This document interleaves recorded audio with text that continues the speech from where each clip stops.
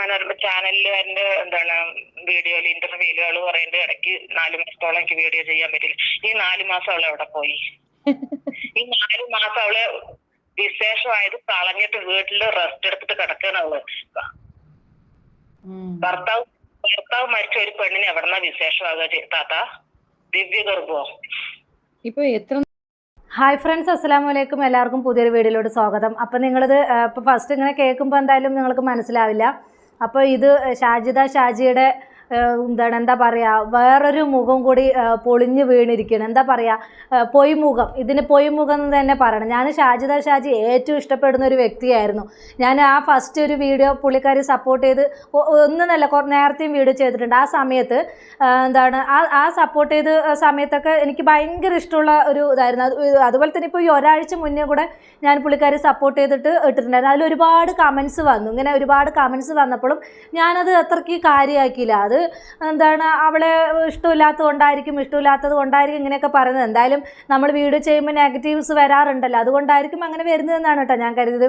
പിന്നെ ഈ വീഡിയോ കണ്ടിട്ട്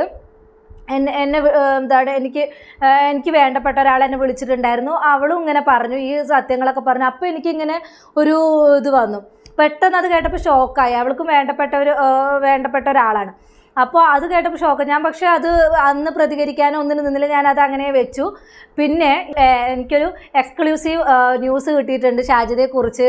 അത് ഞാൻ പറഞ്ഞു തരട്ടെ എന്ന് ചോദിച്ചു. അപ്പോൾ നീ ഇങ്ങോട്ട് പറയുന്നതിന് മുമ്പ് ഞാനൊരു കാര്യം അങ്ങോട്ട് പറയാം, എന്നിട്ട് നമുക്ക് ഇതാക്കാമെന്ന് പറഞ്ഞു. ഞാൻ ഈ കാര്യം പറഞ്ഞു. അയ്യോ, ഈ കാര്യം സെയിം കാര്യമാണ് ഞാൻ പറയാൻ വന്നത്. ഇത് എവിടെ നിന്ന് കിട്ടി? ഈ കാര്യം നിങ്ങൾക്ക് എവിടെ നിന്ന് കിട്ടിയെന്ന് ചോദിച്ചു. അപ്പോൾ ഞാൻ പറഞ്ഞു, ഒരാഴ്ചയ്ക്ക് മുന്നേ ഈ കാര്യം ഞാൻ അറിഞ്ഞതാണ്. പക്ഷേ നമ്മളത് നിർണായക തെളിവുകളില്ലാതെ നമ്മൾക്ക് അങ്ങനെ പെട്ടെന്നൊന്നും ഇതെടുത്ത് റിയാക്ട് ചെയ്യാൻ പറ്റില്ല. തക്കതായിട്ടുള്ള വോയിസ് അല്ലെങ്കിൽ എന്തെങ്കിലുമൊക്കെ ഉണ്ടെങ്കിൽ മാത്രമാണ് നമുക്കിത് എടുത്ത് റിയാക്ട് ചെയ്യാൻ പറ്റുള്ളൂ. അപ്പോൾ ഷെഫീന നേരത്തെ തന്നെ ഇവളുടെ വീഡിയോസൊക്കെ റിയാക്ട് ചെയ്തപ്പോഴേ ഞാൻ വിചാരിച്ചതാണ്, എന്തായാലും ഷെഫീന ഇത് അസ്ഥിവാരം തോണ്ടിയിട്ടേ അടങ്ങുള്ളൂ എന്നുള്ളത് ഞാൻ വിചാരിച്ചാണ്. അതെന്തായാലും പുള്ളിക്കാർ നേടിയെടുത്ത്. അതിന് ഞാൻ എന്തായാലും ഷെഫീനയ്ക്ക് ഒരു ബിഗ് സല്യൂട്ട് കൊടുക്കുന്നുണ്ട്. അത് സമ്മതിച്ചേ പറ്റുള്ളൂ. പുള്ളിക്കാർ ആരെങ്കിലും ചൊറിയാൻ വന്നാൽ ശരിക്കും അങ്ങോട്ടും ചൊറിഞ്ഞു കൊടുക്കുക. അത് നല്ലൊരു ക്യാരക്ടറാണ്, അതിന് പറയാതിരിക്കാൻ വയ്യ. പിന്നെയാണെങ്കിൽ ഇത് ഈ വോയിസ് ആരുടെയാണെന്ന് വെച്ചാൽ ഷാജിദയുടെ എക്സ് ഹസ്ബൻഡിൻ്റെ, പിന്നെ ഇപ്പോൾ ഹസ്ബൻഡ് എന്ന് പറയണ്ടല്ലോ, എക്സ് ഹസ്ബൻഡിൻ്റെ പെങ്ങളുടെ വോയിസാണ് ഇപ്പോൾ നിങ്ങളിത് കേട്ടത്. അപ്പോൾ അവർ പറഞ്ഞ കറക്റ്റ് ഫുള്ളായിട്ടുള്ള വോയിസ് നമുക്കൊന്ന് കേട്ടിട്ട് വരാം. അത് കഴിഞ്ഞിട്ട് ബാക്കിയുള്ള കാര്യങ്ങളിലോട്ട് കിടക്കാമെന്ന് കേട്ട് നോക്കൂ. പറ്റിയില്ല എന്ന് പറയുന്നത് ആ വീഡിയോ കണ്ടോ നിങ്ങള്? ഇല്ല, ഞാൻ അത് നോക്കിയില്ല. ഞാൻ ലാസ്റ്റ് ഉള്ള ഇവളുടെ തന്റെ ഇടത്തോടുള്ള വർക്ക് ഇപ്പൊ ഏതോ ഒരു പയ്യന്റെ കൂടെ ഉള്ള റീൽസും കണ്ടു, വേറെ ഒന്നും കണ്ടു. വയനാട് എവിടെയൊക്കെയാണ് പറയുന്നുണ്ടോ? ആ മനോരമ ചാനലിൽ എന്റെ വീഡിയോയിൽ ഇന്റർവ്യൂകൾ പറയുന്നത് ഇടയ്ക്ക് 4 മാസത്തോളം എനിക്ക് വീഡിയോ ചെയ്യാൻ പറ്റില്ല. ഈ 4 മാസം അവളെ എവിടെ പോയി?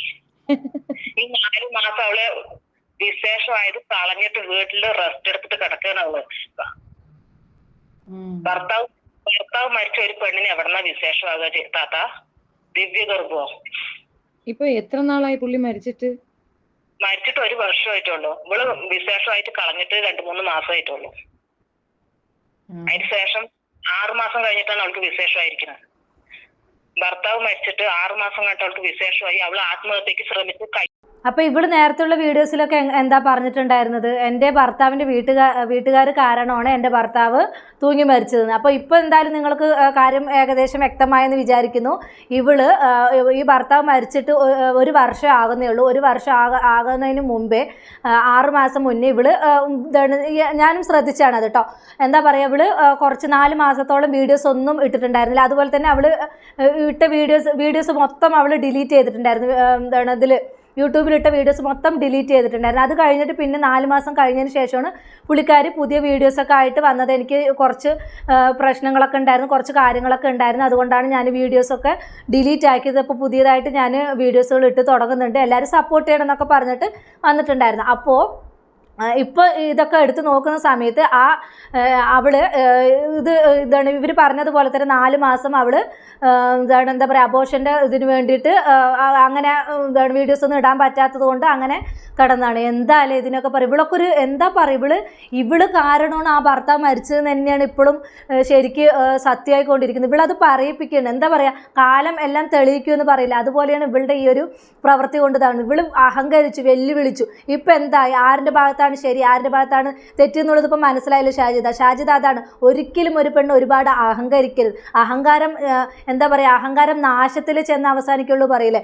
ഒരിക്കലും ഒരു പെണ്ണിന് അഹങ്കാരം വന്നു കഴിഞ്ഞാൽ അത് തീർന്നു, ആ കുടുംബ ബന്ധം തന്നെ തീർന്നു എന്നാണ് പറയുക. ഇപ്പോൾ എന്തായി നിന്റെ യൂട്യൂബ് ചാനലിലുള്ള നിന്റെ ഇമേജ് എന്തായി? നിന്റെ മക്കളെ സ്നേഹിച്ചുകൊണ്ട് മാത്രമാണ് ഒരുപറ്റം ആളുകൾ നിന്റെ വീഡിയോസ് കാണുന്നത്. ഇപ്പോൾ ഇങ്ങനെയുള്ള നാറിയ കഥകളും കൂടെ കേട്ടാൽ എന്തായിരിക്കും സ്ഥിതി? അതുപോലെ തന്നെ അവൾ എന്താണ് ഇവിടെ പോയത്, വയനാട്ട് പോയപ്പോൾ തന്നെ അവളുടെ കല്യാണം കഴിഞ്ഞിട്ടുണ്ട്. അത് അവിടെ ഒരു ചെറിയൊരു ചെറുക്കൻ്റെ കൂടെ കറങ്ങി നടക്കുന്ന ഒരു വീഡിയോ ഉണ്ടായിരുന്നു. അപ്പോൾ അതൊന്നും കൂടെ ഞാനിവിടെ സൈഡിൽ പ്ലേ ചെയ്യുന്നുണ്ട്. ആ വെള്ള ഷർട്ട് ഇട്ടതാണെന്നാണ് തോന്നുന്നത്. ഐ ലവ് എന്ന് പറഞ്ഞിട്ട് അവൾ ഒരു ഷോർട്സ് ഇട്ടിട്ടുണ്ട്.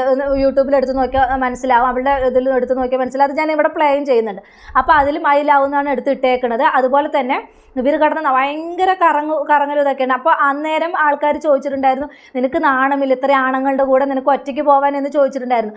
അപ്പോഴും ഇവള് പ്രൊമോഷൻ്റെ കാര്യത്തിനാണ് എന്നൊക്കെയാണ് പറഞ്ഞിട്ടാണ് പോയത്. ഇത് സംഭവം ഇപ്പോൾ എടുത്ത് നോക്കുന്ന സമയത്ത് ഇത് പ്രൊമോഷനും ഒന്നുമല്ല. ഇവള് കല്യാണം കഴിഞ്ഞ് ഹണിമൂൺ ആഘോഷിക്കാൻ വേണ്ടി പോയതാണ്. അതും 5 ആണുങ്ങളും ഇവളും ഒറ്റയ്ക്കും.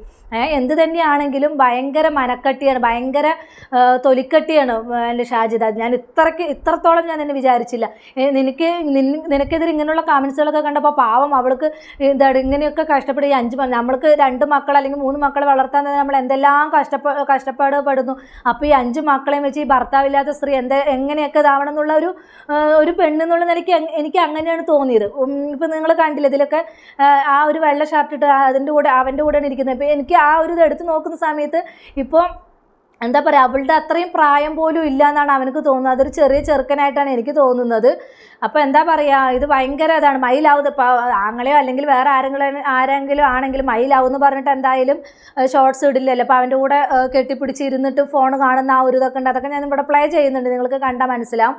അപ്പോൾ അവൾ കമൻറ്റ് ബോക്സ് ഓഫ് ആക്കിയിരിക്കുന്നുണ്ട്. അപ്പോൾ അവൾക്കറിയാം ഇതുപോലെ ഭയങ്കരമായിട്ടുള്ള നെഗറ്റീവ് കമൻറ്റ്സ് വരുന്നുള്ളത് അറിയുന്നതുകൊണ്ട് അവൾ കമൻറ്റ് ബോക്സ് ഓഫ് ആക്കിയിരുന്നു. അവളുടെ ലക്ഷ്യം മറ്റുള്ളവരിൽ നിന്ന് പണം പിടുങ്ങലായിരുന്നു. അതെല്ലാം പിടുങ്ങിക്കഴിഞ്ഞു. ഇനിയിപ്പോൾ ലക്ഷ്യം വീഡിയോസ് റീച്ച് ആക്കുക. അപ്പോൾ എല്ലാവരും എടുത്ത് റിയാക്ട് ചെയ്തിട്ടുണ്ട്. അതുകൊണ്ട് തന്നെ പുള്ളിക്കാരുടെ വീഡിയോ ഓട്ടോമാറ്റിക്കലി വളരും. അപ്പോൾ അതൊക്കെയാണ് എന്താ പറയുക, എൻ്റെ മാനം വിറ്റാലും വേണ്ടില്ല, എനിക്ക് റീച്ച് വേണം എന്നുള്ളൊരു രീതിയിലാണ് പുള്ളിക്കാരൻ്റെ പോക്ക്.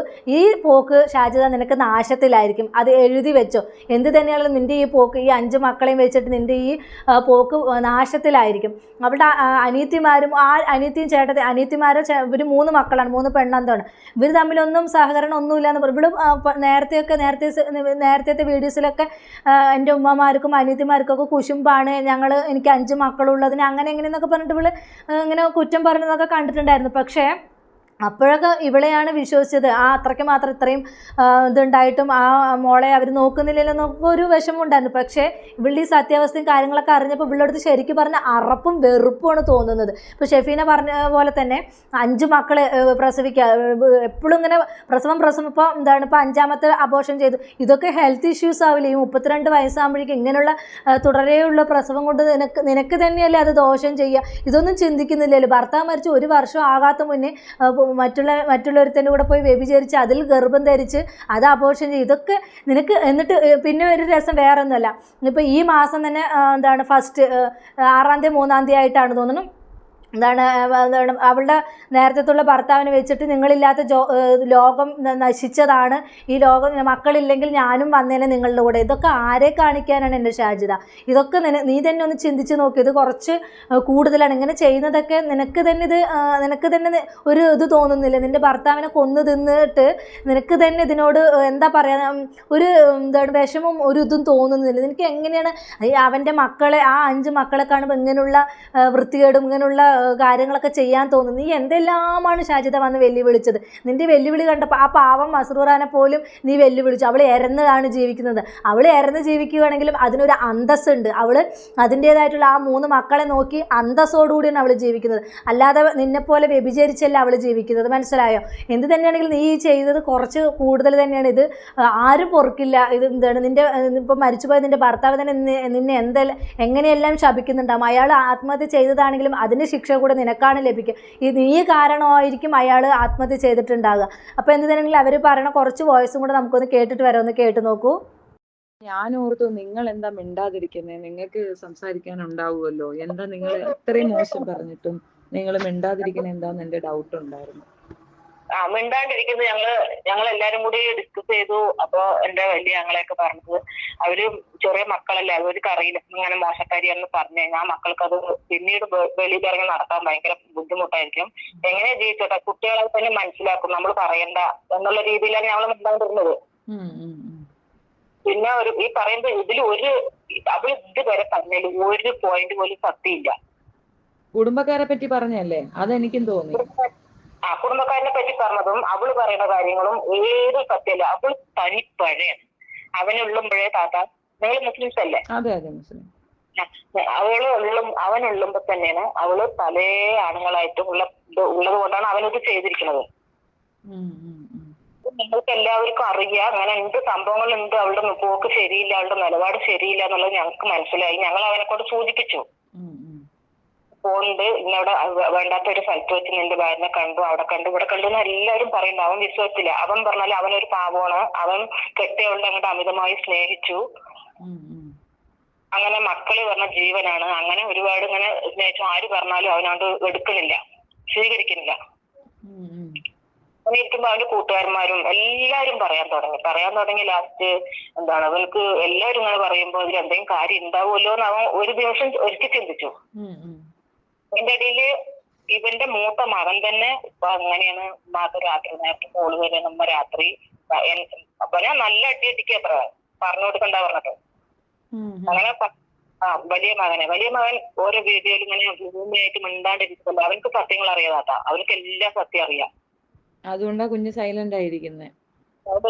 അതുകൊണ്ടാണ് വീഡിയോയിൽ അവനക്ക് പറയാൻ കഴിയില്ല. അവനും എന്റെ ആങ്ങൾ ഉള്ളുമ്പോ തന്നെ ഇവള് പറയുമ്പോ അവനെ നല്ല അടിയടിക്കുക. അവള് പഠിച്ച കല്യാണം, അവള് ചില്ലറക്കാരിയല്ല പറഞ്ഞ അത് ഒരാൾക്ക് പറഞ്ഞറിയിച്ച മനസ്സിലാവില്ല, അനുഭവിച്ചറിയുമ്പോഴേ അത് മനസ്സിലാവുള്ളൂ. അത്രയും ഹോസ്പിറ്റലാണ്. അവർക്ക് അവര് 3 മക്കളാണ്, ഇടത്തി അനിയത്തികൾ, ഇവളിനെ കൂട്ടിയിട്ട് ഇവിടെ താഴെ 2 അനിയത്തികൾ, അങ്ങനെ 3 മക്കളാണ്. ഒരെണ്ണമെങ്കിലും ഭർത്താവിന്റെ വീട്ടിലിരിക്കുന്നില്ല. എന്തുകൊണ്ടാണ്? അവർക്ക് വയ്യ, ഇതുപോലെ പെൽത്താൻ വയ്യ. കാരണം അത്രയും വായു സാമർത്ഥ്യം, ഇതും അടിച്ച് അവരിനെ സമാളിക്കാൻ പറ്റുന്നില്ല. 2 വീട്ടിൽ ധരിക്കണം. ഇവനക്കറിയാം ഇവളുടെ കൂടെ ജീവിക്കാൻ കഴിയില്ല എന്ന് ഇവനക്കറിയാം. എന്നാലും അവൻ വലിച്ചുകൊണ്ട് നടന്നത് എന്താണെന്ന് ചോദിച്ചാൽ ഇവർക്ക് അവൻ ചതിക്കാൻ അറിയില്ല.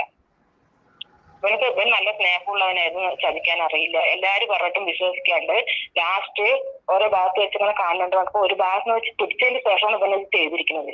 കയ്യോടെ പിടികൂടിയതിന് ശേഷമാണ് ഇവനത് ചെയ്തിരിക്കുന്നത്. എന്നിട്ടാണോ അങ്ങനെ പറഞ്ഞേക്കുന്നത്?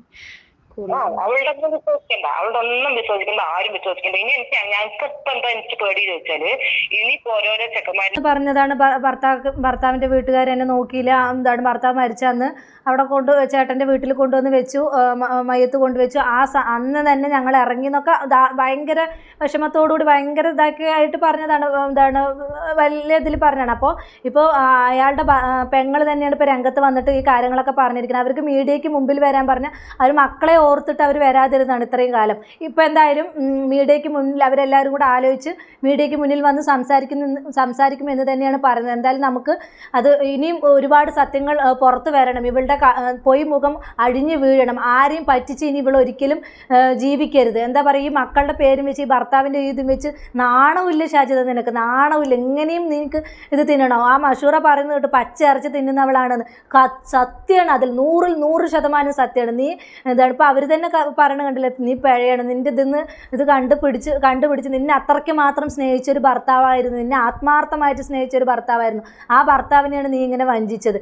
എങ്ങനെ കഴിയുന്നു നിനക്ക് ഇങ്ങനെ വഞ്ചിക്കാൻ? എനിക്ക് നിന്നോട് എന്താ പറയുക, ഭയങ്കര വെറുപ്പും അറപ്പും. നിന്നെ അത്രയ്ക്ക് മാത്രം ഞാൻ നിൻ്റെ വീഡിയോസൊക്കെ കണ്ട് നിന്നെ സ്നേഹിക്കുന്നത്. ഞാൻ കമൻറ്റും 2-3 കമൻറ്റ് ഇട്ടിട്ടുണ്ട്. അല്ലാതെയൊന്നും ഞാൻ കമൻറ്റ് ഇടുന്നില്ലെങ്കിലും ഫുള്ള് ഞാൻ കണ്ട് സപ്പോർട്ട് ചെയ്യുമായിരുന്നു. പക്ഷേ എനിക്കിപ്പോൾ നാണക്കേട് തോന്നുന്നുണ്ട്. നിന്നെയാണല്ലോ ഞാൻ ഇത്രയും കാലം സപ്പോർട്ട് ചെയ്തത്. എന്ത് തന്നെയാണെങ്കിലും ഇത്രയും ദുഷിച്ചൊരു മനസ്സിനോടും ഇത്രയും വൃത്തിയായിട്ടൊരു സ്ത്രീയാണെന്ന് അറിയാൻ കഴിഞ്ഞതിൽ ഒരുപാട് വിഷമമുണ്ട്. ആ 5 മക്കളെ ഓർത്തിട്ടെങ്കിലും നിനക്ക് ഒന്ന് അടങ്ങി ഒതുങ്ങി ഇരുന്നൂടെ? ഇതിപ്പോൾ എന്താ പറയുന്നത്, എനിക്ക് കൂടുതലൊന്നും പറയാൻ കിട്ടുന്നില്ല. നിനക്ക് ഞാൻ പറയുന്നില്ല, ഒരു സ്ത്രീ ആയിപ്പോയി, അതുകൊണ്ട് ഞാനൊന്നും കൂടുതലൊന്നും പറയുന്നില്ല. അപ്പോൾ ഞാൻ ചെയ്ത ഇന്നത്തെ ഒരു വീഡിയോയിൽ ഒരു കമൻറ്റ് വന്നിട്ടുണ്ടായിരുന്നു. അതെങ്ങനെയാണ് ഞാനൊന്ന് വായിച്ചു തരാം ആ കമൻറ്റ്. അപ്പോൾ അതും കൂടെ ഞാനിതൊന്ന് പറയാമെന്ന് വിചാരിച്ചു. എനിക്ക് വന്നൊരു കമൻ്റാണ് കേട്ടോ. അവളുടെ ആരോ ആണെന്ന് തോന്നുന്നു. എനിക്കിത് പറയാതിരിക്കാൻ തോന്നിയില്ല, അതുകൊണ്ട് ഞാൻ ഇത് പറയണം കേട്ടോ.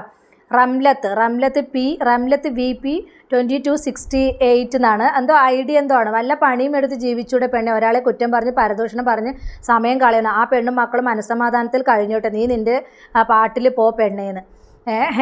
എൻ്റെ റംലത്തെ എൻ്റെ പാട്ടിന് എന്തിനു പോകണം? നീ ഈ ഒരു വീഡിയോയും കൂടെ കാണും കേട്ടോ. കണ്ടിട്ട് നീ സംസാരിക്കും. ഞാൻ എൻ്റെ പാട്ടിന് തന്നെ പോകുന്നു. ഞാനിങ്ങനെ മാനം വിട്ടിട്ടൊന്നും ഞാൻ ജീവിക്കുന്നില്ല. ഇങ്ങനെ നുണ പറഞ്ഞിട്ട് പരദൂഷണം പറഞ്ഞിട്ടൊന്നുമല്ല ഞാൻ ജീവിക്കുന്നു. ഉള്ള കാര്യങ്ങൾ മാത്രം പറഞ്ഞിട്ട് ഞാൻ ജീവിക്കുന്നുള്ളൂ റംലത്തെ. അല്ലാതെ നീ പറയുന്ന പോലെ പരദൂഷണം, നിന്നെപ്പോലെ എന്താണ് കുടുംബശ്രീയിൽ പോയിട്ട് പരദൂഷണം പറഞ്ഞിരിക്കുന്ന സ്വഭാവമൊന്നുമില്ല. ഞാൻ കുടുംബശ്രീയിൽ പോലും ഇല്ല. എനിക്ക് അതുപോലും ഇഷ്ടമല്ല. മനസ്സിലായോ? അതുകൊണ്ട് നീ അല്ലാതെ ഇങ്ങോട്ട് കുരയ്ക്കാൻ വരല്ലേ. മനസ്സിലായോ? ഇപ്പോൾ ഈ ഒരു വീഡിയോയും കൂടെ കണ്ടിട്ട് നീ ഈ പറഞ്ഞ തന്നെ ഒന്ന് പറയണം കേട്ടോ. അവൾ എങ്ങനെയെങ്കിലും ജീവിച്ചോട്ടെ. ശരി, അവൾ എങ്ങനെയെങ്കിലുമൊക്കെ ജീവിച്ചോട്ടെ. ഇനി എല്ലാവരും കൂടെ അവളുടെ എയറിൽ നിർത്തിക്കോളും. അവൾ എങ്ങനെയെങ്കിലുമൊക്കെ ജീവിച്ചോട്ടെ. എനിക്ക് യാതൊരു പ്രശ്നമില്ല കേട്ടോ റംലത്തെ. നിനക്കുള്ളത് കിട്ടിയല്ലോ, പോരെ. അപ്പോൾ ഇത്രയുള്ള ഒരു ടോപ്പിക്. പുതിയൊരു ടോപ്പിക്കുമായി നമുക്ക് വീണ്ടും കാണാം.